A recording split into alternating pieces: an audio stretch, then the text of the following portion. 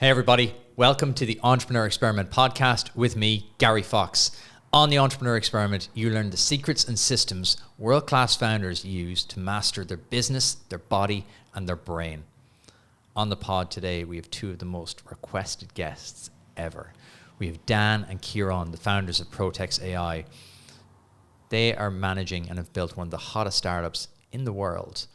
They've raised $18 million last year and have grown their team to over 40 people in just over 3 years. This is an incredible story. I'm going to make a prediction here. I'm going to call it right now. This company will be a world-class company and will scale all across the globe in the next 5 years. These are my pick for 2023. I'm going to call that now, and it's only April. I've hyped this up so much. I hope you enjoy this chat with Dan and Ciaran. But first, quick thank you to my partners. Thanks to my partner, Square. Everything your business needs, like payments, point of sale, e-commerce, inventory management, chatting endlessly about the weather? Well, you're on your own there. Square. Everything your business needs. Almost. Visit square.com.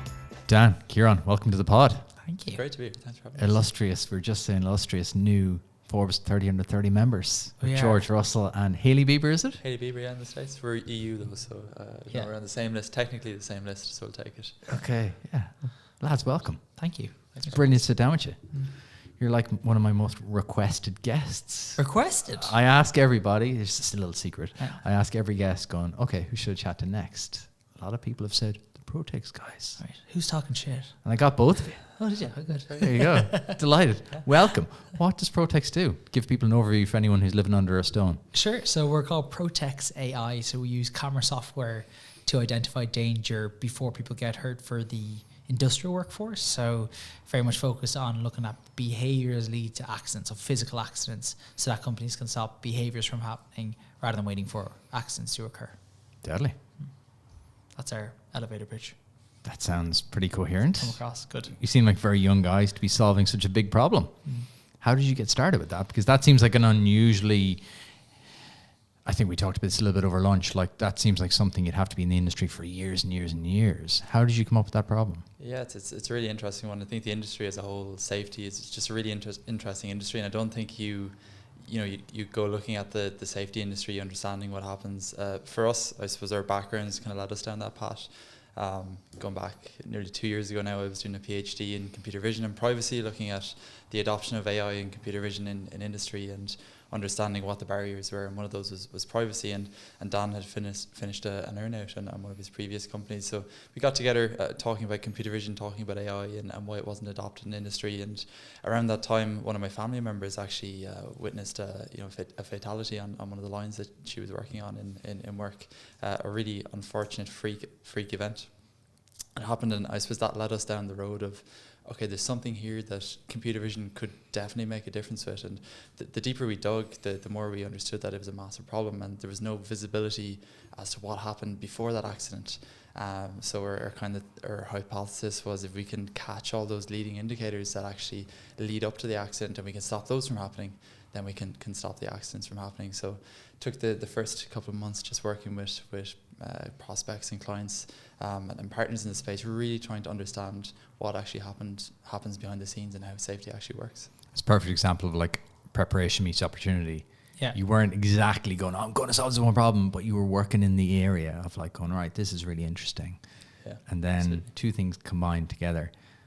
Talk to me about your earnout. He snuck that in there nicely, like little softball teed you up nicely there. Yeah. Talk to me about that. A good alley-oop. He's your hype man. I like this. I see now why the two of you come together. Yeah, it's perfect pair. So it was, in college I started a company called Better Examinations with one of my friends, James. And it was an absolute piss take to begin with. So there's this. I was going to ask you, what does that do? Yeah, exactly. So there's this website called examinations.ie, which is where every leaving junior student went to get exam papers. So it's dog shit like. So we went and we created a better version of it and called it Better Examinations.ie as a joke. And then just got loads of traction. We had like 120,000 users in a year and a half. And then we brought that to universities and said, hey, do you guys want your own system like this? And they said, not really. We want like exam management, which is building exam papers and stuff and securing them. So we ended up just pivoting and building that. That grew, got legs. We got into like Oxford and Cardiff, and we're quite big in South Africa for a year or so after college. And then we were doing a round, and we got bought out by we had a few bids for it, and then finished that. And then I stuck around for a year and a half, and then Ciaran and I just had a chat. We've known each other since we were 12, 13, and then moved on to Protex. What did I ask everyone this question about? What did it feel like when you sold?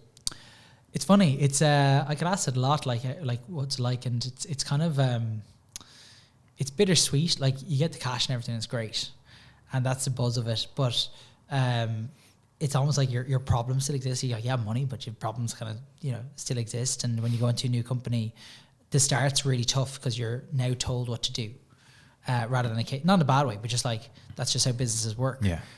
So you end up like having to give your baby away to someone to dictate their future. So that's a bit tricky. But it was great. I learned a bunch out of it, a bunch that we've applied to Protex of, how do we build a business? How do politics work when you start building teams and things like that? So that definitely helped hugely. Nice. You're the second billionaire I've met and had on the pod. Look, someone's got to do it, right? There's a little landmark. There's my. Who's the first? That writes the tagline. I used to own the LA Dodgers. So, how do you guys get together? Because that's always the question. How do I find a co-founder? And it's never quite as straightforward as people think. So how did you guys get together? Yeah, I think it's really tricky if you're starting something and you're going out looking for a co-founder. And I think for us, we were really, really lucky that was just kind of a natural progression from us being friends for years. We met back at a competition called the BT Young Scientist Competition, which is a big national treasure at this stage in Ireland. A lot of entrepreneurs have come out of that.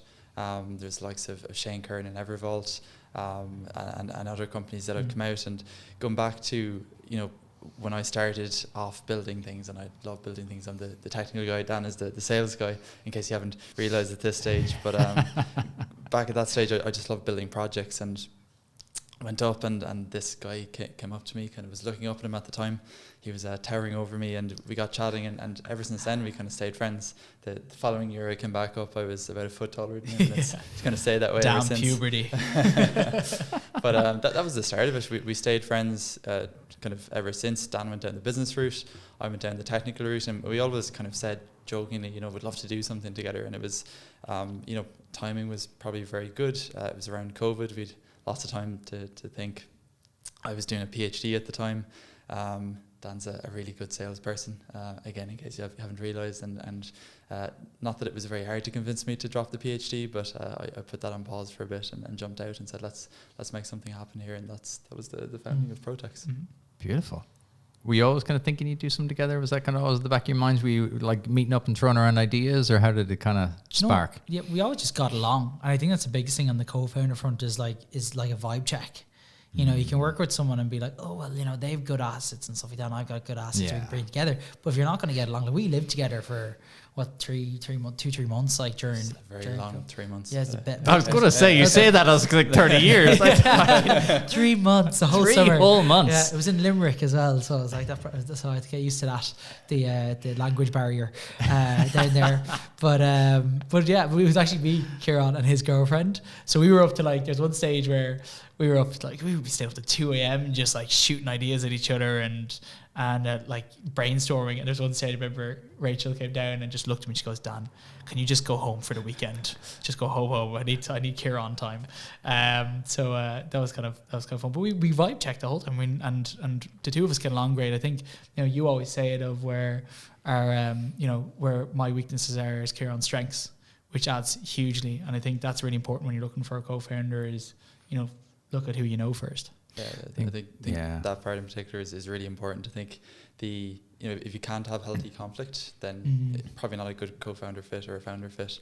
And I think for us, kind of a true look and nothing else is that our overlap is kind of in the middle. In that I kind of manage the technical side, Dan kind of manages the commercial side, and that's where our skill sets are. Now over the last 2 years, Dan has kind of upped his knowledge in the technical department, has lots of kind programming for dummies open at his desk. Exactly. Has loads of books at his desk. But I think that's really important, and for us that allows us to meet in the middle. I have the perspective from the technology side, Dan has the perspective from the commercial side, and I think we respect that. And kind of coming into those maybe, you know, conversations where there's a difference of opinion or, you know, a difference in perspective, which it usually is, I think that trust is really important to understand that, you know, where Dan's coming from or where I'm coming from is just from our own perspectives.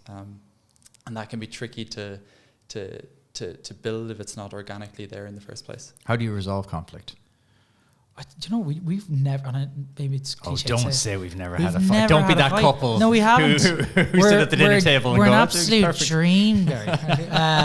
But no, genuinely, I think it's just because we know how to talk about it. Like, we draw on each other's, my experience, and we'll talk about it. And don't get me wrong, we have this thing called disagree and commit as a company, which is like, you know, we can, if we're at a group or whatever, if the consensus is to go one way and someone's going the other way, talk about it, get it off your chest. Don't be that asshole down the line. It's like, I told you so. Yeah. You know, and I think that's really important to get not only with the two of us, but we've always kind of like been like that. I think, again, being able to talk and not kind of boxing something away and letting, whether it's resentment or kind of, you know, letting that kind of build until it gets to something like Dan said, maybe, you know, 3 months down the line, it's like, okay, I told you so, and we didn't go the way I knew we should have went.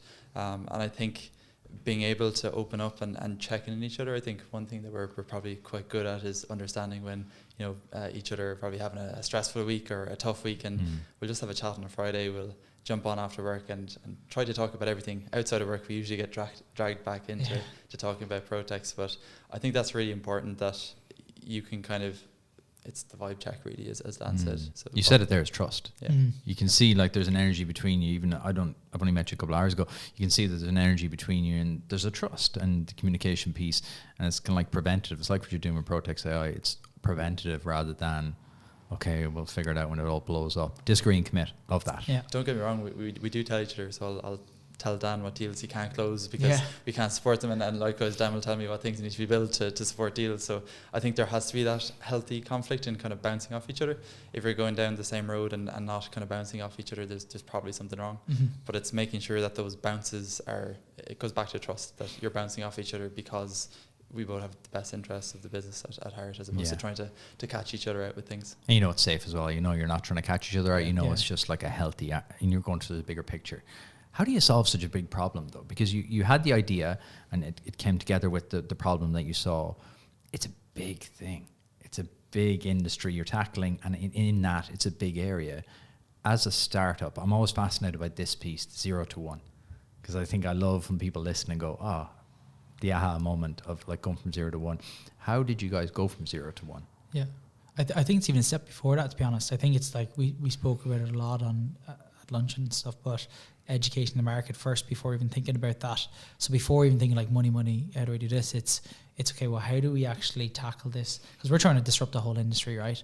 We're not in the game of following suit. And as one of our, you know, partners in Canada said, it's a lot easier to think outside the box when you've never been in it. And we honestly lean into that, because it's looking at a market from the outset, gives you the opportunity to say, okay, how can this thing be tipped on its head? So it's about that product market fit to begin with, and say, well, what do people actually want? Not building it and going into a market. It's working with the market, diving into it, learning from people in it. And we don't really see clients as clients. We very much see them as partners. I know that, again, not trying to sound cliche, really do. We get them involved and get an understanding going, because if you don't do that, you're really going to miss out and miss the nuances. And thankfully, we did that from the start. Yeah, I think from the technical side, what we kind of build in our building is quite complex, in that we're working in different geographies. There's different sites have different needs. So when we're trying to solve safety problems across, whether it be warehousing or ports or manufacturing, they all have different safety needs. The one common theme is there is a health and safety team or a health and safety horizontal that sits across these verticals. But for us on the technology side, what we saw was, okay, how do we go in and make an immediate impact or add immediate value? And going through an accelerator, Y Combinator that we went through at the very start, we kind of leaned into the fact that you build things that don't scale. And especially with the tech stack and the infrastructure that we're building, it's quite deep, in that you can go down the rabbit hole of trying to build it really, really well, but it'll probably be a year, 2 years by the time you're back out of that rabbit hole, and then you're too far down to understand whether it's the right thing or the wrong thing that you built. So it's building, and we talk about it internally, building version 0.2s, version 0.8s. It's effective, not perfect. And I think that's the thesis that we kind of stuck to from day one, is understanding how we can get the customers in the room, deliver some kind of value to them, show them the potential value that this can scale to, and just putting something in front of them that they can tangibly see and use. I think that's really interesting, the effective piece there, because you're talking to probably very traditional industries, right? And I was curious, as a startup and as a young startup, how did you get over that credibility hurdle of like, this is what we're thinking about building? How did you kind of gain the knowledge and gain the kind of the info and probably the footage you needed to try train your machine? Yeah, I think a lot of that comes back to network, and it goes back to one of the lines that I'm not even going to try it because I'll butcher it, but maybe I will.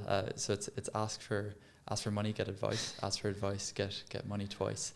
And I think nailed it. I'm going to clip that. Yeah, it's actually. Do you know? Do you know? Yeah, have a guess who said that. No idea. Go on. No idea. Like Steve Jobs or Gandhi. No, it's actually Mr. Worldwide, Pitbull. So it's Feel This Moment with Christina Aguilera. That's the first time Pitbull has been quoted on the pod. There you go. So we kind of followed that, and I think what we really tried to do early on was just build that network around us that we could ask for advice. So whether that be experts in the industry, whether it be potential customers that we weren't ready to actually add value to yet, but they were interested in what we were talking about and what we were talking about building.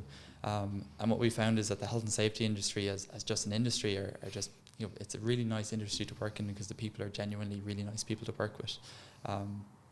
They're smart, they solve the problems that they have on site with data, they understand the power of data and understand that the next generation of health and safety is probably going to be driven by AI.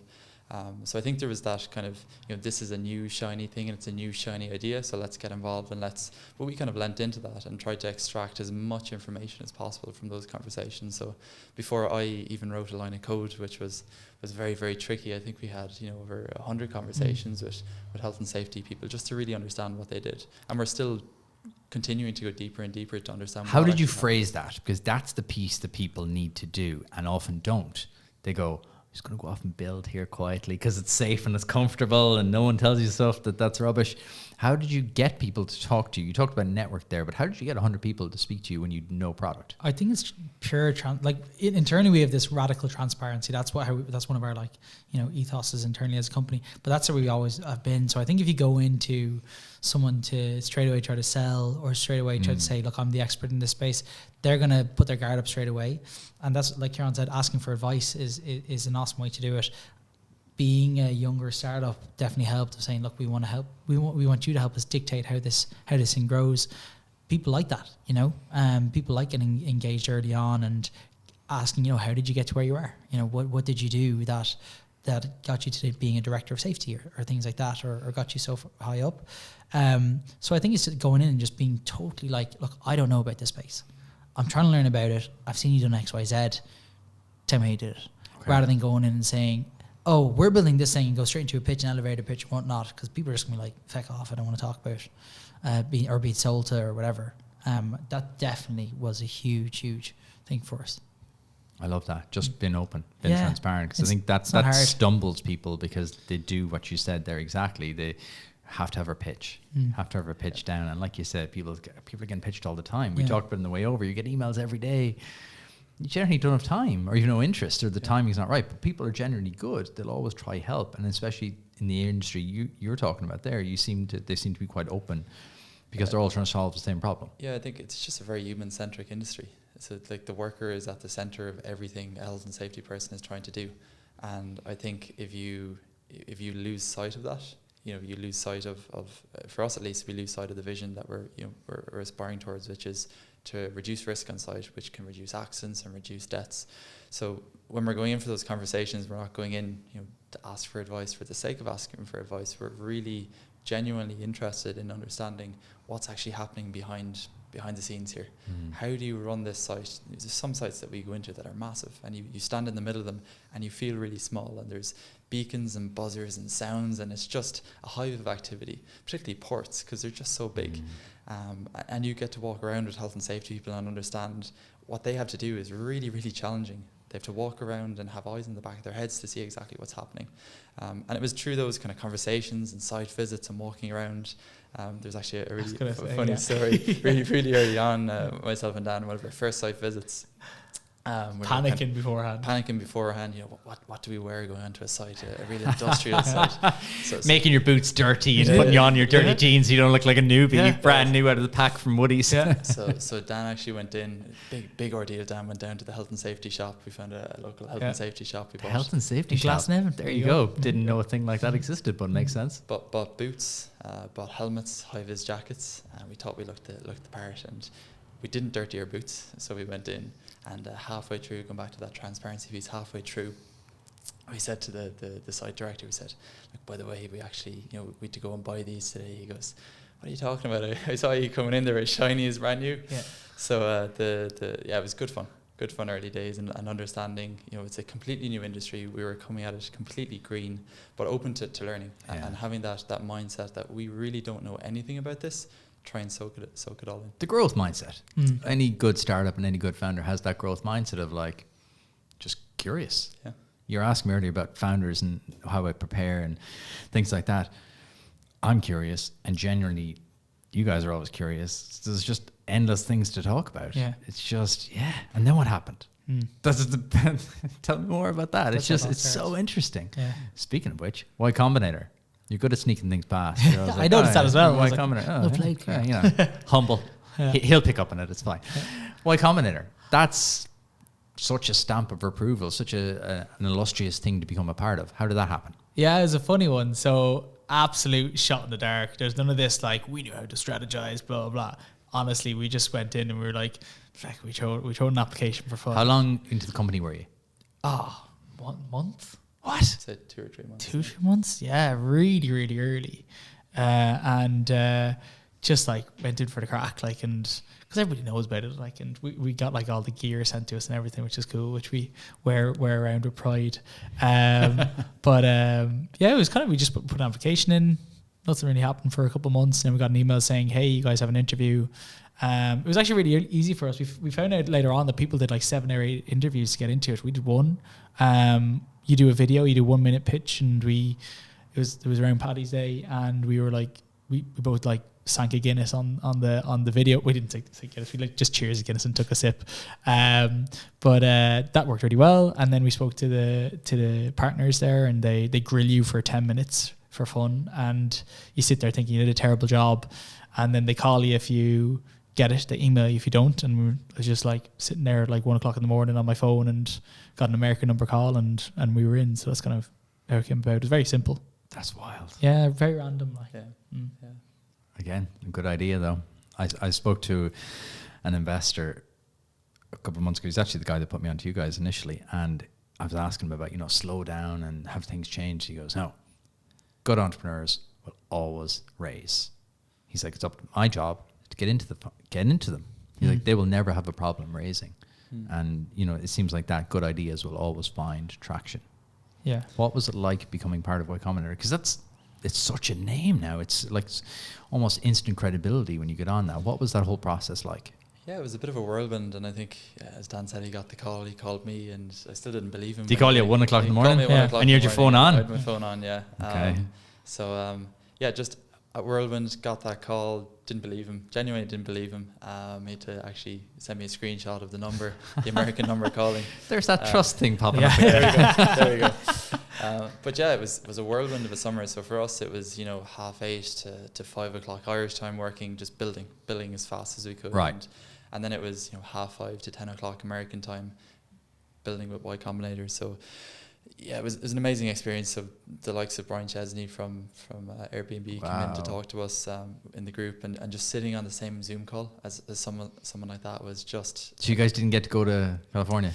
We didn't get to go to California, not till the year later. So we actually went last March, but it was in the middle of COVID. We were thinking we'd sneak onto a plane and get across.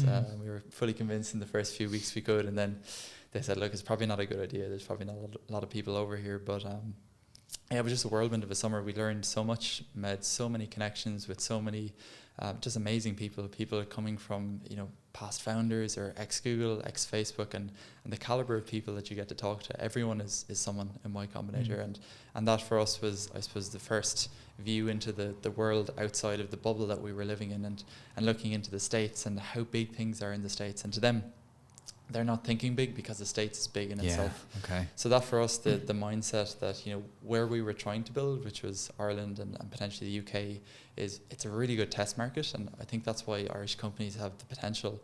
If you look at the likes of Netwatch, you know, building here, proving it out, another camera company, building it out here, proving it out, and then going to the States and just going boom over there. And that for us was the first, I suppose, look into that big, massive world that is outside the island that we live on. Whirlwind of the summer, learned lots, but yeah, I think the big thing we took away was the mindset of just thinking big. How, broad question, but how do you instill that? Because Ireland we do struggle from that. It's just literally a physical geography thing. Like, we're a small country, you know, it can, even when I go to the UK every time, I'm still kind of going, massive. You know, you go to Manchester and you're like, what a cool city. It's the size of Ireland. You know, it's wild. How, because you guys were still remote. So how did you tap into that? Is it an energy? Is it a mindset? Is it just, they just have that mindset from the start, or how does it work? I think it is. I think they just have the mindset of it. And like, you know, we spoke about it of, you know, if you ask, if an Irish person tells you they're not very good at something, it usually means they're world class at it. Yeah. You know, like, there's just this humbleness we have, but that can also play against you of thinking small. And we certainly were, you know, before YC or looking at the States, you kind of just think, sure, we'll start here for a couple of years, we'll see how it goes, and then go look at the States maybe. I think Irish people, we have this glass ceiling. And it's the tall poppy syndrome. If you're doing too well, they're like, oh, look at this Egypt now. You know, he's thinking he's the bee's knees, and they cut you down. So, and that's just how we work, and we've always worked like that. We're starting to see it turn. I think there's a lot more Irish companies, like a lot more Irish startups that are saying, you know, let's go rock this, and let's start looking bigger.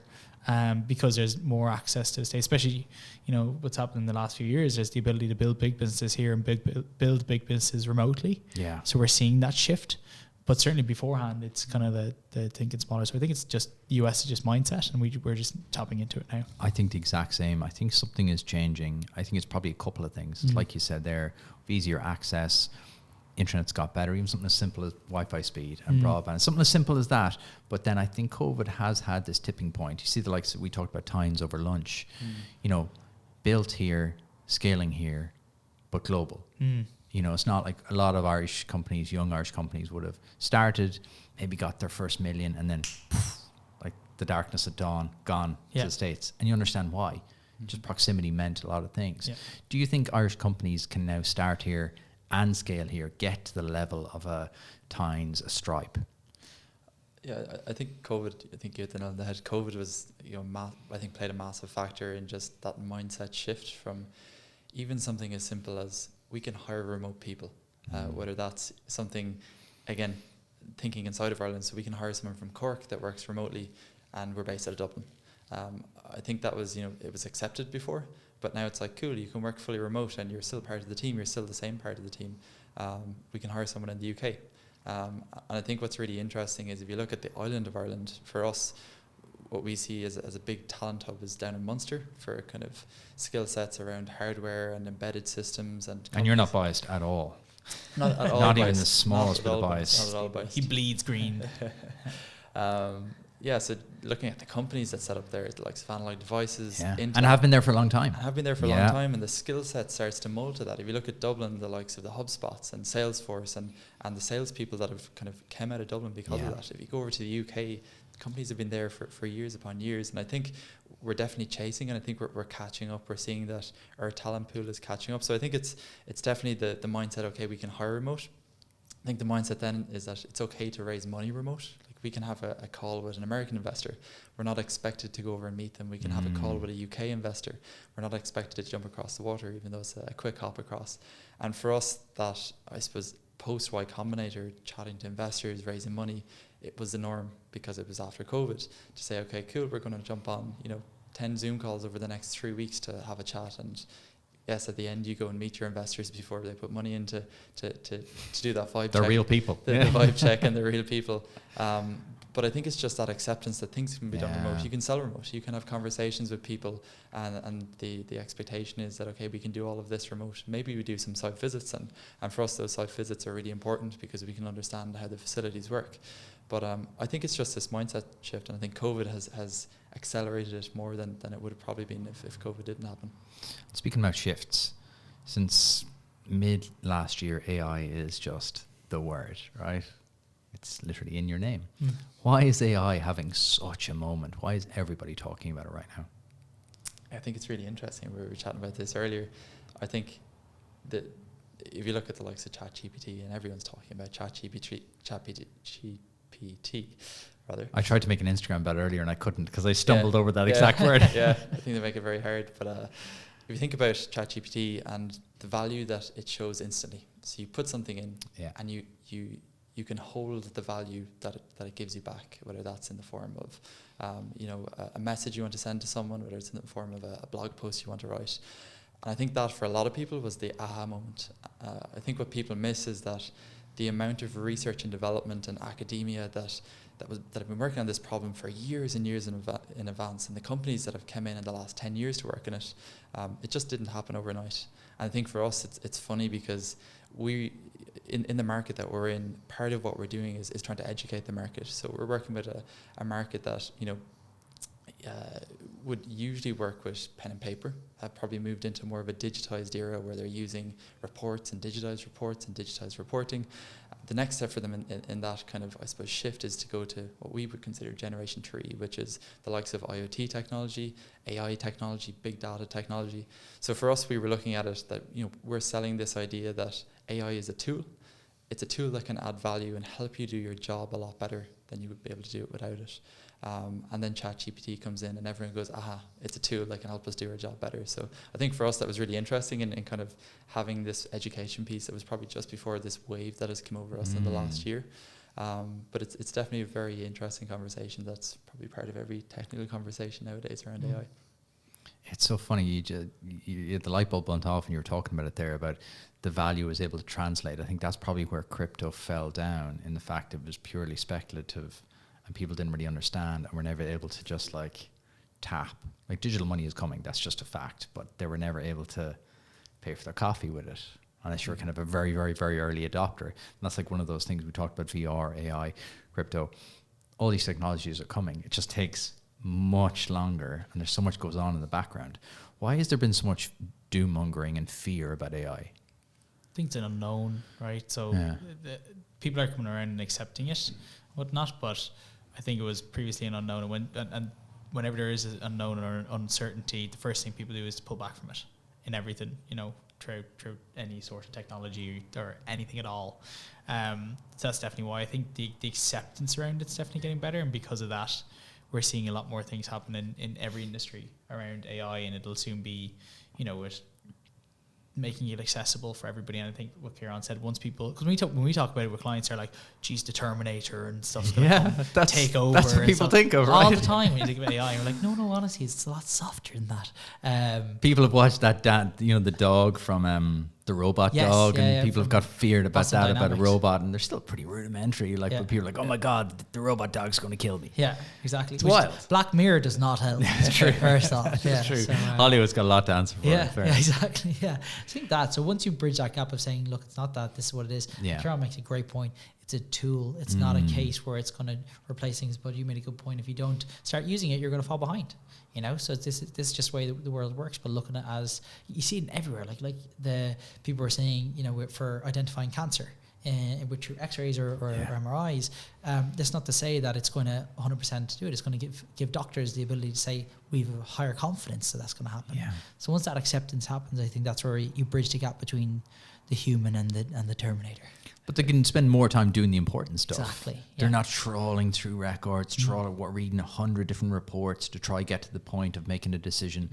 It can give them maybe an 80-20, going 80% look, you need to look at this. Even like the ChatGPT. Oh God, I'm gone now. See? It is hard to say. We need to change that. I was talking about mutual non-disclosure agreements and MNDA, and I kept being like MDMA the whole time. I was like, that's not right. The investors kind of go, yeah, that's not the right guy. This guy? Never touched it. But like you're saying with that, it's not a case where it's going to replace copywriters. Yeah, I think there's a couple of like adjacent narratives that are kind of streaming off the AI in general. So there's like the ethics conversation, there's the privacy conversation, there's the compute cost conversation. Like the cost that it takes to run a model like ChatGPT or some of the models that we run, they're quite expensive to run, and hardware is constantly getting better and better and more optimized and more efficient. But it's an expensive technology to run in the first place. And I think people overlook that. They see past that and they see towards the magic. I think the ethics is another thing that people kind of brush over sometimes. Dan mentioned there around copywriters. I think it's just a really good example because everyone can understand what a copywriter does, and it's very easy to draw the parallels to say, wait a sec, doesn't ChatGPT do what a copywriter does? And in actual fact, it's yes, there is that conversation, or even some of the GAN technology, or the generative AI that's come out in building pieces of art, works of art that look similar to Van Gogh or artists, modern era artists, and kind of ripping them off. And what's the conversation around that? The privacy conversation, very relevant to us, is if we're using this type of technology, where is the data going? Where is it being processed? Who has access to that data? These are all conversations that are happening adjacently. I think with my academic background, just really interested in these kind of narratives, as well as what we're seeing on the kind of product piece as to how an AI product can actually add value. Yeah, like the AI space is fascinating. You talked about it being a tool, and it will help a lot of people. It won't replace people. There's this fear of like, oh, it's going to replace people. Like, yeah, the car replaced the horse. We still have horses. Yeah. Like, there's this automatic narrative. Do you find that as you're going out to the market, and you talked about the education piece, is that where the education piece is important? I think so. And you spoke to 0 to 1, and that's that -1 to 0 maybe is that education piece. Yeah. Just like filling people in. But it's just bridging the gap, and it's transparency. We got asked by clients like, well, how do we tell our staff this, or how do they know about what we're doing? I'm like, just tell them. Tell them what's happening. Tell them, that radical transparency is really, really important. I think if you don't have that, you're never going to get your point across. And then going back to that point, if you can bridge the gap between what AI is to layman's terms to a worker or a customer or whatever, that's how you get them on your side. What about the ethics piece? You touched on it there. Why is this triggering people as well? Is it the unknown again? Is it still the privacy and the unknown? Is that where the ethics piece sits as well? It's definitely a really interesting conversation. I think the ethics piece is probably something that everyone can contribute to that conversation. Everyone understands the concept of ethics and that we should care about ethics. I think part of that as well is if you look at another kind of area that exploded, the social media kind of area, and the conversations around ethics there as to data being used, data privacy. So there's this kind of narrative that has been kind of feeding itself for maybe the last decade. People are savvy enough to understand that, okay, if I'm putting something into this system, that data that I'm after giving can be used potentially against me. And I think there's been examples of that in maybe some of the big social media companies, whether that be to push advertising agendas or push something else. I think it's a really interesting area. I think it all comes back to what Dan said, is that if we can have this open conversation, and taking Protex for an example, a lot of our clients boast to their workforce that we're after investing in an AI solution that's going to help protect you. We're not investing in it because we want to wag our finger at you or pull out anyone in particular. And I think there's this other concept of organizational privacy versus individualistic privacy. And if you look at an enterprise, like a big Fortune 500 enterprise company, what they might be interested in is the organizational privacy. So we don't want our camera feeds getting, privacy around how our production line works, the processes that we follow, what we're actually doing behind the scenes. There's also this other piece around the individualistic privacy and understanding that a worker is one person on the site, and potentially these tools could be used against that. The approach we take in Protex is we're more interested in the collective. Mm-hmm. So we're more interested in understanding as a collective facility, as a collective shift or shifts, how well are we performing? And it's almost that gamification aspect where we can actually benchmark where we are. We have the data to show this is where we are. this is where we want to get to. And this tool is really going to help us drive towards that bar that we've set for ourselves. It's the big brother thing. Everyone fears being watched because everyone's like, oh, they see what I do when I'm alone. I'm going to be in deep shit here. Yeah. I think there's that element. But again, we carry phones. I remember 10 years ago, everyone's like, oh, social media, the phone. Does it make your life better? If it does, there's always there's a trade-off, right? It doesn't really matter. Like does it make your life better? Like you say, preventative rather than we're not watching you. We're trying to prevent something from happening to you. So especially I think what you guys are doing is really, really powerful. The interesting, it's an interesting conversation as well around there's CCTV cameras in these facilities already. So yes. We always say we're a software company. We're not a camera company. We don't install the cameras. We leverage and use existing infrastructure. These cameras are there already and they're used already. They're used reactively, so they're used after something happens. Let's have a look back and see what's happened. The only thing that Protex is adding to that, the value that it's adding, is those cameras are sitting there redundant until something happens. And if something happens, well, you're looking back and trying to learn from your mistake. What Protex allows you to do is to pick up on all these things that are happening anyway that you don't see. And there's health and safety theory called Bird's Triangle, which is a really nice visualization of near misses, behavioral kind of non-compliances, leading up into kind of small accidents, into kind of bigger accidents that lead to bigger injuries and eventually a fatality. And if you look at the one fatality, it takes on average about 3,000 near misses, 3,000 events or non-compliance behaviors that are recognized as non-compliance behaviors to lead to that fatality. So if we can eradicate all of that at the bottom of the triangle, then we can radically reduce the propensity for an accident to happen at the top of the triangle. It's super interesting. It's like when you go to the States and you walk past the building sites in like New York and they're like days since an accident. You're going, Jesus, that's grim. Yeah. If you have to count it in terms of days, like it's wild. Yeah, sure, should be never. Yeah, we've had clients who've had fatalities, bad ones at that.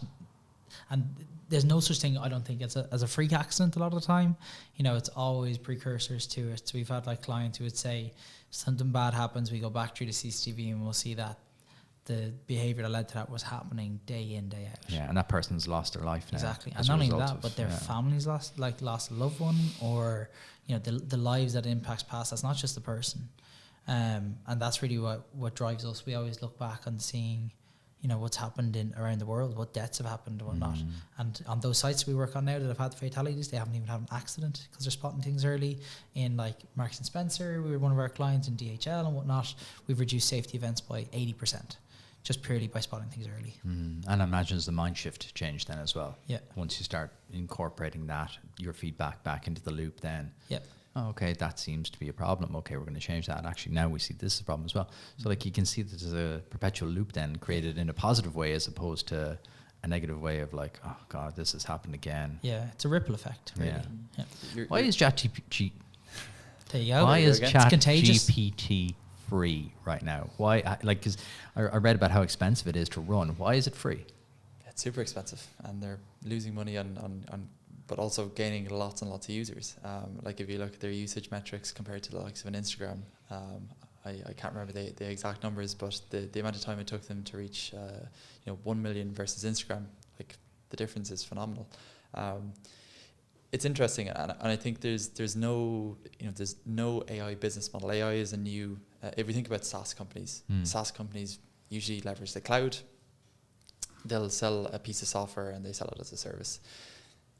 You go in then to the AI SaaS market. So there's still a SaaS component to what they're doing, but there's also an AI component and a service component. That service component is, okay, we have a model that we need to ensure is high quality in terms of the stuff that it's putting out. And that costs a lot. It costs a lot to train. It costs a lot to research and to collect data. It costs a lot to run the compute that actually runs inference on the inputs that you give it and feed it. I think part of it is a learning piece, and they're probably trying to leverage as much learnings as possible. Gotcha, yeah. It's also really interesting to look at the likes of Twitter and Bard. Google released Bard recently as well, and looking how they kind of bounce off each other and learnings around how the market reacts and what the market is looking for. So it's probably this product market fit conversation, like well past having product market fit. So they understand what they can do with it. They understand it adds a lot of value, but what's the business model that is really going to drive this? And I think they're probably going through kind of a period of just learning and leveraging as much data as they can, because every piece of information you give them, every thumbs up or thumbs down that you give to the engine spitting something back to you is a learning for them to say, okay, cool, that wasn't good. Why wasn't it good? Sometimes it falls into these false loops and its understanding isn't quite correct. I saw a really interesting tweet yesterday about someone asked it, if you have 100 murderers in a room, and if you kill one of those murderers, how many murderers are in the room? And it said 99 murderers. Of course you have 100 because the person who killed one of them is a murderer. So it still has these like kind of pieces that it's probably trying to smooth out.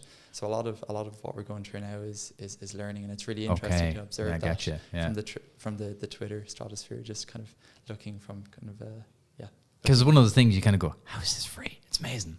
It's like when Google came out first, you're like, this is mad. You're just typing mad stuff into it just to see what it says back to you. ChatGPT is one of those. There, I got it. It's one of those rare products. So you're like, wow, this is special. Yeah. And even if you go back to Google, like what Google did so well is they solved search. Yeah. They were the first company to properly solve search. And OpenAI and Google following them, they're trying to solve this problem, which is, I don't know, have they defined the problem? Have they defined the actual problem that they're trying to solve? And maybe that's what they're going through at the moment, is to really try and eke out where is the value in this. They know the value is horizontal and it sits across, as we talked about copywriting, it sits across, like we use AI in Notion, for example. Notion tool that a lot of people use. Press spacebar, you can type in a prompt and out comes a document that you're going to spend probably an hour writing. So there's a lot of these use cases that are bouncing around, but I'm not exactly sure what that one problem they're solving is. That's beautiful. They've built the world's biggest minimum viable product. Yeah. And they're just like going, tell us what you want. Startup 101, right? We'll let the market decide. That's amazing. That's really, really interesting. What kind of, you've grown so fast, like as a company, like you've raised 18 million, you've gone to 40 employees already. Yeah. How have you two managed that as a co-founder team? Like what's been the challenges of that? A few, I think. I think it's just like moving quickly and getting used to new normals very quickly. That's been tricky to navigate, and like for context, like two of us are very new to, like, as much as I had a startup, it was a small startup, Ciaran's, like I didn't have a CV, I've only ever done startups, right? So CVs are dead. I don't think anyone should have a CV. Okay, great. I think a portfolio. You can just get it on ChatGPT anyway. Yeah, exactly. Yeah. I actually did my first draft of my brother's best man speech was through ChatGPT. It was terrible, so I had to rewrite the whole thing. So there's one of the learning curves for it. That could be their selling point. They could just write best. You're not as funny as me, ChatGPT. Yeah. So yeah, I think adjusting to new normals very quickly, because we've gone through 3 offices in a year. We've just expanded very quickly. I think process has been a big one, kind of setting process from not having anything and understanding that we can't work at everything at once and getting focus. And I think that's what we're really developing now is our focus and getting it back into business of, okay, how do we get from, you both spoke about 0 to 1, how do we now get from 1 to 100? And it's really exciting, and it's we both love coming into the office and seeing it grow very quickly. But you see even the tiles on your Google Meets or Hangouts multiply over the space of, we all fit on one screen this time last year. Now we're like probably 10 screens, big, with all the people we have. So I think it's adjusting to that. But yeah, I think as well, looking back to when we started our first hire, an engineering hire. So I think we hired 6 engineers before we hired anyone on the commercial side. I had no Dan friends. had no friends for the first 6 months. Dan just in the other room, sitting in the sales team, just on his own. So if you look at all the pictures that we have early on, it's actually Dan taking the pictures. Dan isn't actually in any of the pictures. There's a rule that I'm the worst handyman, and we had just hired a bunch of engineers when we were building the office. They were all making the tables and stuff, and I was on ice latte duty and getting everything. So. Dan, you just take 5. Yeah.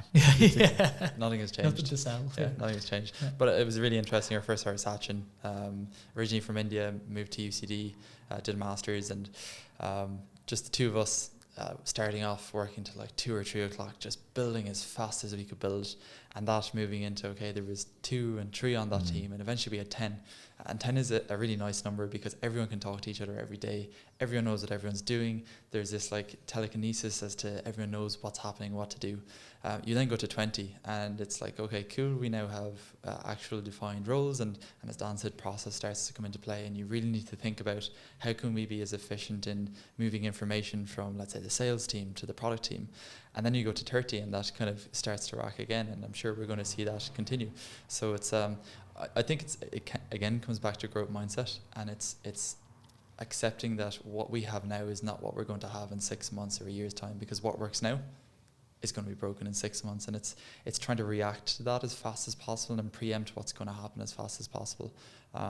It's definitely a really interesting like parallel tangent to, you know, the actual building piece is actually, okay, building the product, but you're also building a team and a company. I think the big benefit we have is like we genuinely have an exceptional team, and we've taken the time to find the right people, and not only that, I think, you know, when we look at it, we're very cyclical in how we work, and that we have leaders that will tell us what to do and vice versa.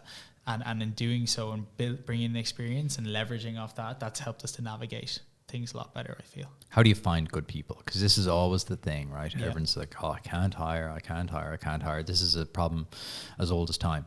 How do you find great people? Because you don't want good people, you want exceptional people, and you're clearly hiring exceptional people. Yeah. So how do you find them? So at the start, it's really funny.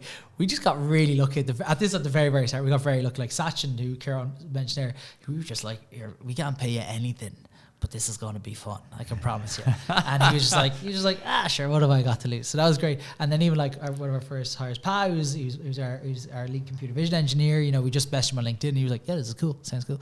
I think now where we're at now, I think a big thing we do is when we're speaking to people, I think twofold. I think we're moving quick, which is great, and that definitely gets people excited, but also what we're doing gets people excited. We're not coming in and just building XYZ. We're building things that are, you know, changing people's lives and changing how people work and disrupting industry. And I think everybody we have on the team has that growth mindset, who wants to do something that's impactful, who's done something before. Maybe it's not, you know, created a value in their life, and they want to do something that's actually going to create a lot of value for other people.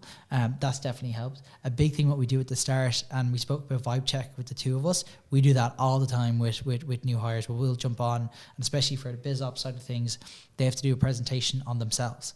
Then can't mention work, they can't mention, you know, what they've done. It's I like that. Yeah, and it's so important. Yeah, so important. And people we have in the company, we're all very similar but very different. But like even just the ethos, right? Yeah, it's a thing. It's inside you, right? I think the other thing we noticed really early on is that, and I think companies don't realize this, is that your interview process is your first point at which you can sell to a candidate. And I think once you see it as this transactional piece, that it's not just you interviewing someone, you can make that interview process fun. You can make it, you know, you can speed it up. You can make the interview rounds less about, okay, we're going to grill you on X, Y, and Z. Yeah. We're really interested to see what you've done and what skill sets you have, and we want you to show them off to us. So not using the interview process to catch people out, but it's not a test, it's a conversation. It's not a test, exactly. Yeah. And I think then leveraging that, and then also leveraging your network. So kind of Dan mentioned early on, we were lucky with some of the hires. We also had kind of networks that we tapped into, and that's not immediate networks. It's, you know, second connections sometimes as to someone knowing someone. And again, I think when you're really early on, so when you're going from 1 to 2 to 3, you really need to be able to bring in people who you know and trust, essentially. Not necessarily know, but you can trust are really good and going to deliver. And again, we were really lucky in the networks that we built up to be able to do that. What have you changed your mind on in the last couple of years? What did you absolutely believe at the start when you were building, and now you're kind of going, not sure that's actually right anymore? Great question. It's a very good question. Yeah. It's like, thanks, guys. You're good at this. I'm finally in the hang of it. One of the questions we actually ask at the end of our interview process is, what are your metrics for success? And we usually get a very similar reaction. Sometimes they're like, okay, can I actually go away and think about it? The sweat just starts to roll. Yeah. It's funny how we throw people, like, because when you come on and you're like, I've got no agenda, let's just have a chat. And people are like, oh, we got to, you know, like someone always pushes in, you know, my biggest weakness is I care too much. Yeah. You know, all that shit. You know, I'm a perfectionist. Yeah. It's a pain. It's a weakness, but a strength. But you get that. But the people we don't, they're like, people you're out, John. I'm sorry. Yeah, really. The trapdoor button is just like Mr. Burns in The Simpsons, just opens. Yeah, it's not for me, dog. Vibe check fail. Yeah. So that definitely helps. I think things that have changed. That's an interesting one. Anything you have? I think not anything specific, but I think again going back to the growth mindset piece. What I think now, I'm going to think probably something a small bit different next week. Yeah. And I think you have to get used to this. It's an uncomfortable feeling at some stages, but get used to this feeling that your assumption, as probably well based as it is and as well grounded as it is, whether that be about product or sales or marketing or whatever it is could be wrong. And I think getting comfortable with that kind of gut feeling, sometimes that sick in your stomach feeling that if I ask this question, am I still right in what I'm saying? So it's that growth mindset piece around understanding that, okay, what you say today is probably going to be very different than what you say, maybe not next week, but maybe next month or the month after. And if we look back at, some of the initial pitch decks we had done, for example, and slide decks, I think what we learned really early on is that it was important to build up momentum in kind of iterating on slide decks. So we looked at our first pitch deck, 2 weeks into a fundraising kind of round, and we looked at it and laughed and we said, why the hell were we pitching this thinking it was good? And I think that growth mindset around learning and constantly iterating is probably something that you just continuously need to change your mind on. Not that that's necessarily a specific. I think it was Reid Hoffman that said, if you're not embarrassed by your first product, you waited too long to launch. Yeah. I think that's true. And we talked about this over lunch about like each season of the pod, I stop and look back and go, right, what was good, what was bad?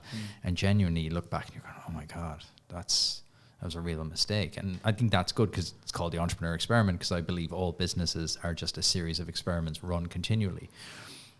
How do you run? Do you run experiments within the business to kind of test things? You talked about your systems and things like that. How do you think about running them?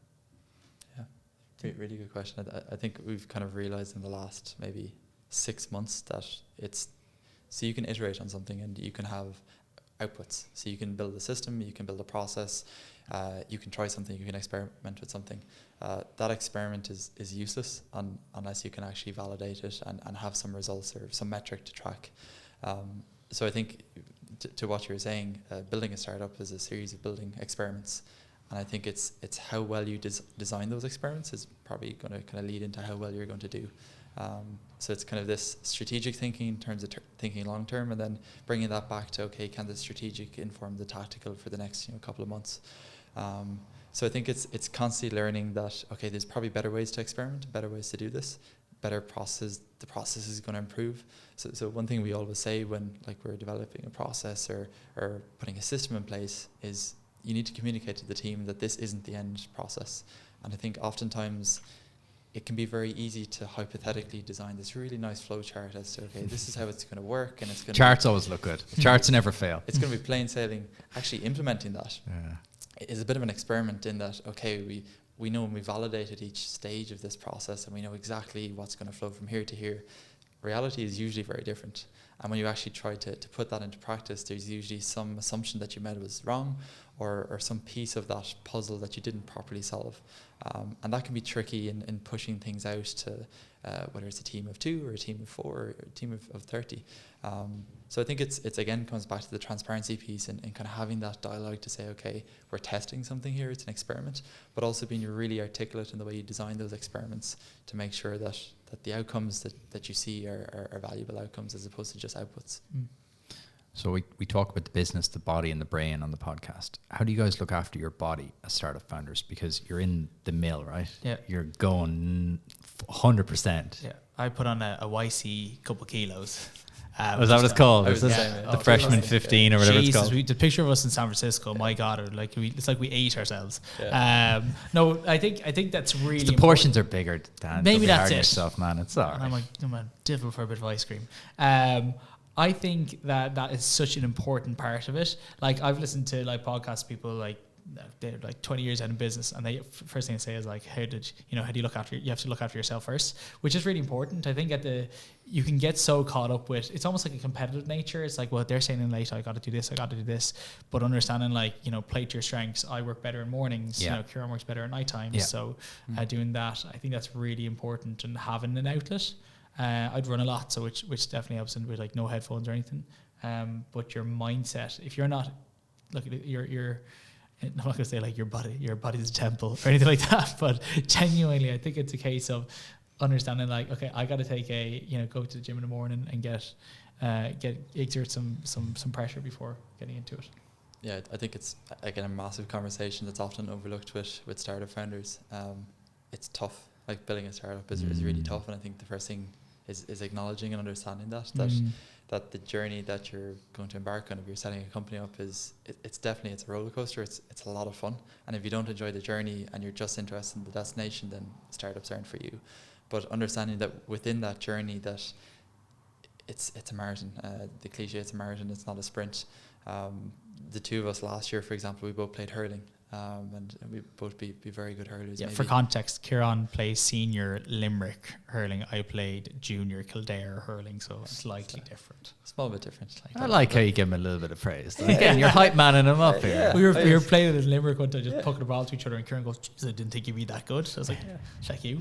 So we had that outlet, and I suppose for me that was going into a space where no one really knew about startups, knew what I was doing. Didn't care. Did not care. I loved it. Could go in, switch off, and just focus on hurling. Unfortunately, so I was based in, unless you didn't catch him, from Limerick, was based in Limerick all my life. Didn't move within this 5 kilometre radius, whether it was play school, the secondary school, primary school. It's a nice place. I went to UL. I love it. It's a nice place. Nice place. So nice place to grow up. But I recently moved to Dublin about 5 months ago, living down in Booterstown. So my new thing now is cycling in, or running in. So it's a 7K run door to door. So there's 3 of us that live in the same apartment complex. There's one guy who's training for a marathon in the Antarctic, another guy that was a semi-professional cyclist, and I've come out of hurling into this running and cycling. So what happens is we run about 3K together, and then they just see the lads just slowly getting smaller in the distance. We did a 10K as well 2 weeks ago. And we did a good job. We did a good job. As a team. My did okay. It was my first 10K. Dan took off in front of me, and our head of marketing, Dave, took off in front of Dan. So I think it's really important that outlet is there outside of work, that you can just switch off. Because if you don't, you're just building yourself into a rut, and you're not going to realize until you're too far down that rut. And I think going back on that as well, like I think one thing to remember going into a startup is that you mentioned mind and stuff like that. I think imposter syndrome was a massive thing both of us experienced at start, when thankfully we talked, myself and Ciaran are very close anyway, we speak about that stuff. That really kind of got to me for a while. It was just like, Jesus, we're bringing these senior people, how am I supposed to tell them what to do? But understanding like where you sit and that's perfectly fine, and that's a healthy thing. That's an important thing to remember, because people can get caught up with that and tend to feel shit about themselves. How did you, apart from the support of Ciaran, how did you deal with that? Because that's in everybody. That's in all founders. And thanks for saying it, because most people aren't comfortable enough. Yeah. Especially when people would look to you two guys as like leaders in the startup space, and they're very successful. A lot of people aren't comfortable enough to go, felt like an absolute imposter. Feel like an imposter right now. Yeah. How did you deal with that? I remember my last company, genuinely when I finished, I was like, I'm not doing that again. That was so tough, just like on your mindset, because it's genuinely is like an absolute roller coaster. This type of thing, like emotional roller coaster, and like going up and down and whatnot. Thankfully, Ciaran is very like a steady ship. I'm the one that's like, why are we doing this? But genuinely, I think it's changing the perspective on it, because a lot of people can think, especially with that end of it, is it's a negative thing. It's a negative thing too. And I was speaking with Jerry Rogers. He's one of our board members. He's an awesome guy. He's like used to be head of logistics or head of operations for all of Nike. Absolute machine. Wow. He's Irish lad, but he's built amazing stuff. Was like chief digital officer of IKEA. Just this amazing guy. But he said I was telling him about it, and he's like, I still feel that today. He's like, if you're not feeling that, then you're not in the right job. If you're not chasing yourself, you're not chasing where you want to be, you're not in the right job. But accepting that that's perfectly normal, and that's a healthy thing to have. I think that's really important. I think it also goes full circle to what we kind of kicked this off with around the co-founder relationship. I think being open to having those conversations that are outside of work and be like, right, look, seeing that you've maybe been down this week, or seeing that you've had a tough week, do you want to just chat and get it off your chest? And I think we've members in the team that have started doing that amongst each other, and I think that's really important that comes from the top down, that what we're not trying to do is to work everyone into the ground, and what we're not trying to do is 3 months down the line look back and say that was the worst 3 months we've ever lived. So it comes back to the journey, comes back to the co-founders being able to work together, and then probably the support structure that you put around yourself. So I think we're very, very lucky to have two very good girlfriends that look after us, and also families that support us as well. Our 2 dads are engineers. They love talking about startups. One of our first investor pitch practices was to our 2 dads. We had them on a Zoom call during COVID. Very tough. Very tough. It's probably the hardest investor pitch we've had. Yeah, very, very tough. But I think having that kind of outlet to be able to talk to someone and just understand that, again, not to be cliche, but it's okay that in this type of industry, in this type of role, to not feel okay sometimes. It's so easy. Like, even us talking now, people listen to it and be like, God, they're doing X, Y, Z. It's you always hear the good stuff. You always hear people. You always, like, you never see a news article saying X company didn't raise. That doesn't happen. You only hear about the good stories. But to get to that stage, like, we spoke to hundreds of investors who told us that we're doing the wrong thing, it never worked and stuff like that. And when you're building something and someone says that to you who's in a position of power, you feel like absolute shit. Like, you really do. They know something I don't. They must know. They must know something. They're experienced.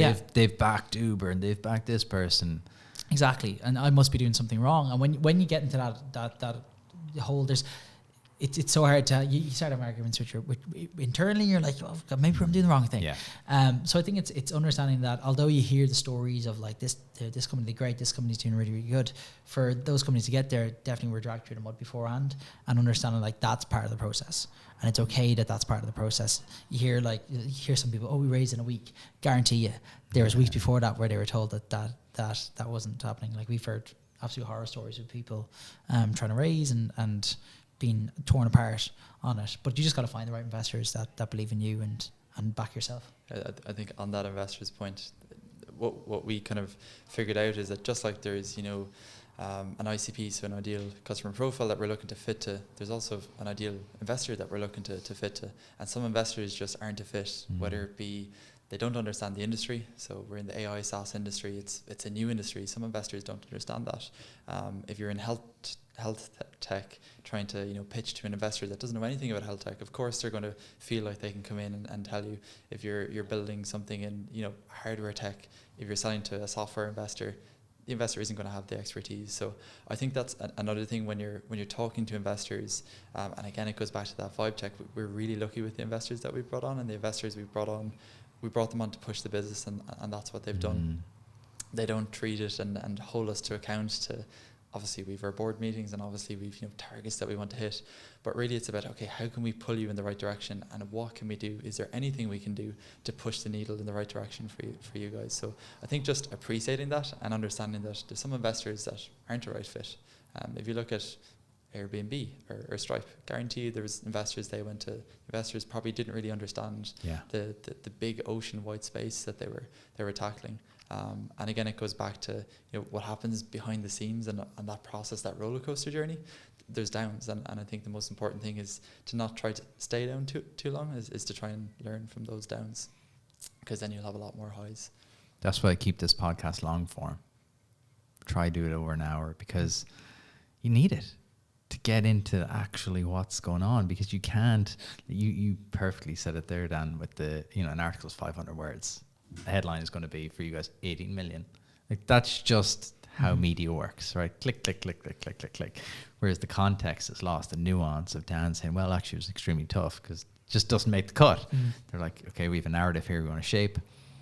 So that's why I think podcasts like this, so sort of keep it long form and try really get into what's really behind it. And the investor piece, that's really interesting about you on a peer level, not like, please, sir, can I have some more? Yeah. You're and going you to get those though. You get those investors that sit there and they're like, what call is this? And you're talking absolute hold. I hate those ones. Like, our big thing was like, we'll only take on investors, which we did, that could push the business. Yeah. That's massive for us, because why do you want to sit opposite someone expect to be sitting there for 10, 20 years and they're going to give you shit for that period of time? You want people who can back you. You want people who like the same. We said vibe check with ourselves, vibe check with our team, but also vibe check with your investors, because you got to be able to go for a point with them and say, look, I'm having this trouble. Yeah. I can be totally honest with you. That's so important. And people will just see money, big investors, go for them, and then be bitten in the arse by the time next week comes. But investors can smell it as well. They're like, oh, your man's giving me the ick. He's so needy that he's just like, is that how he is with partners? Is that how is he going to drive the business? Because he just seems a bit, it comes across as weakness. Nearly. You do see people raising, and you're kind of going, oh, I don't think this is going to happen. Yeah, because the idea might be okay, but just the request is a bit funny. Yeah, I think another part of that as well, and going back to the BT Young Scientists that we mentioned at the start, is what that teaches you is you build a project at the Young Scientist. You're 14, 13 years old. You're all excited. You spent months on end in through Christmas building this project, and you're so enthusiastic about it. And all you want to do is to go out and sell it. You want to sell it to the judges that judge you, the grannies and granddads that come in, the brothers and siblings, the moms and dads, anyone that comes near your project, you want to sell it to them. And what that taught myself and Dan is that when you're selling to a grandparent, for example, it's a very different sell to a judge. It's the exact same with investors, with candidates you're trying to hire, with people you're trying to sell your product to, is that it's all selling and it's all storytelling. And Dan has a really good line that I'm not sure where you got it from, but sales is the transfer of enthusiasm from one person to another. And if That's a Dan original.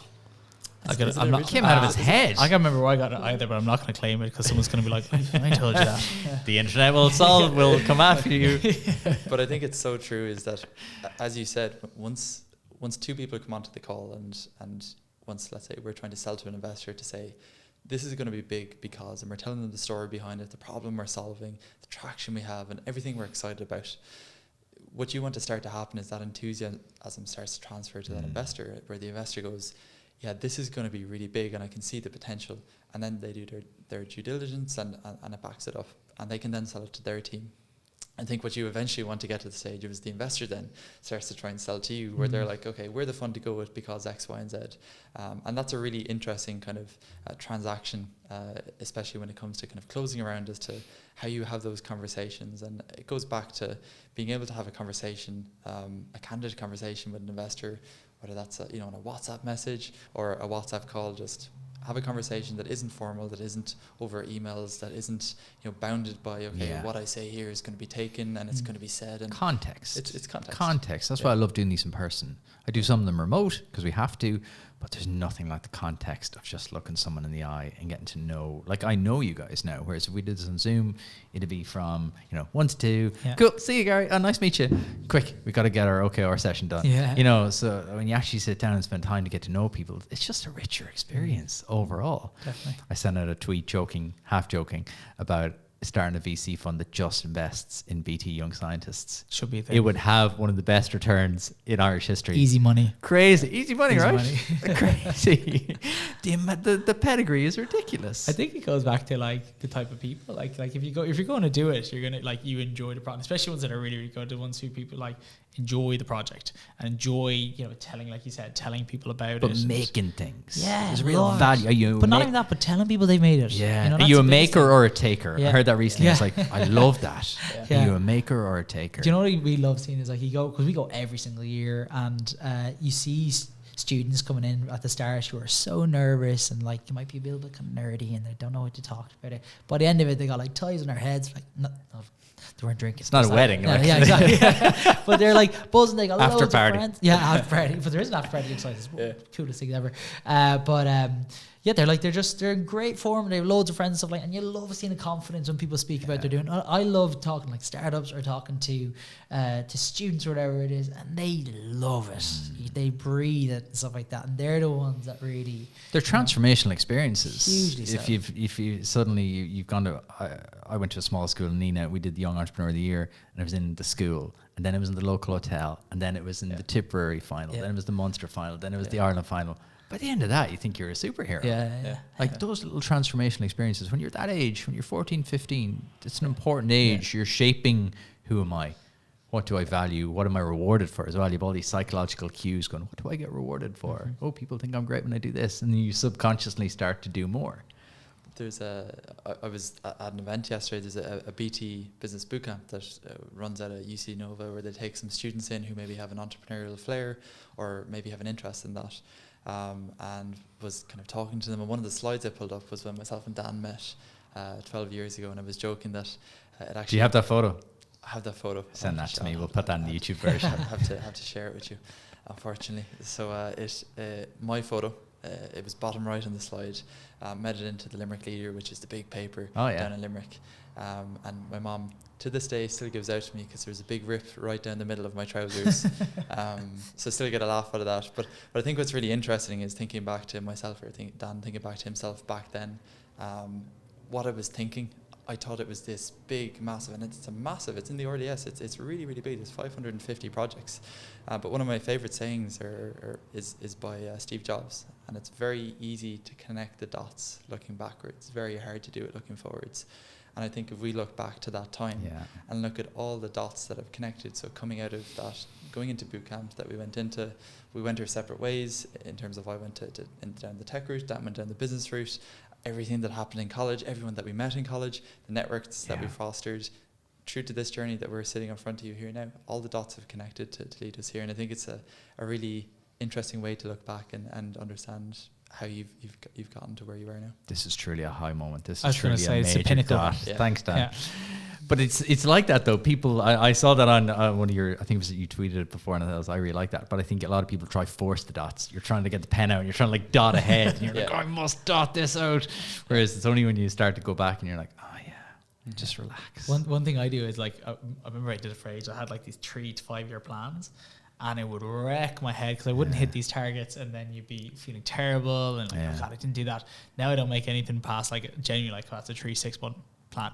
Just kind of go with it, and then you kind of never get disappointed with yourself and stuff like that, and just see how it goes. I think we're kind of like that. As much as people like ask us, what's a 5-year plan for your business and stuff? We don't know. You know, things are going to change. Things are. You just ruined my next question. Oh, was it? I was going to wrap up with, so guys, what's next? What's next? Yeah, I was like, you tell me. Like a true pro. But it is, I think, and that's the exciting part about it though, right? It's like you're getting into this journey, you don't know what's ahead of you. You can dictate it for sure to a certain degree, but you don't know. You know, your things are going to go bad, things are going to go really, really well, and that's the excitement of it. Like Ciaran said, it's not about the destination, it's the journey you're on, you know? But I really think that's it. It's a big Ciaran, part. never mind that. What's next for ProtexAI? What's next? Q2. We had an OKR session today with all of the team, getting all of our ideas together as to where we need to go in Q2. I think, as Dan said, it's really exciting. I think obviously there's goals and there's targets that we're aspiring to get towards. I think the dots between those targets, we're trying to preempt what those dots are going to be. I think part of what we really enjoy about this and about doing what we do is genuinely the journey. And if you plan, for next year and say, okay, by next year we want to be X, Y, and Z. Obviously, we have to plan and forecast and understand where we're going to be. But if you get fixated on that and don't live in the, for us, a quarter is a long time, but it's also a really quick time. It's the end of Q1 for us now, which is mad thinking back to coming out of the Christmas break. So I think for us, it's a lot of learning this year, a lot of building, a lot of expansion. Looking at the US later in the year as well. So we've kind of some clients that are live there. And it's really exciting to see the difference in health and safety in the States versus the EU, and understanding just the nuances between the two. So for us, all of these things, all of these learnings are really exciting to kind of take on board, learn from them, and implement a plan off the back of the learnings. Final question. Do you have a book you've enjoyed or has made an impact on your career? Well, for context, I always admit it, I don't even try to hide it. I'm a terrible reader. I really am. But there was one book that I read over Christmas, which it's very like, well, we were given it by an investor, and he actually said, Dan, it's okay, there's lots of pictures in it. Which certainly helped. Know your strengths, Dan. It's fine. No colouring. Fine. No colouring. Could you believe it? But it's strategic enterprise selling. So if you're selling an enterprise stuff, it is. Sounds like a real page turner. I love that. But genuinely, I built our whole sales playbook off the back of that, and it's strategic enterprise selling. It is brilliant. Yeah. Okay. It's really a guy called Connor Halpin, and one of our advisors gave it to me.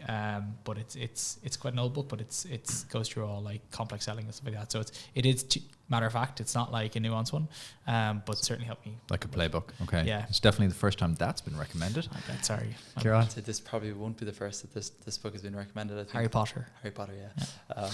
You got to say Shoe Dog.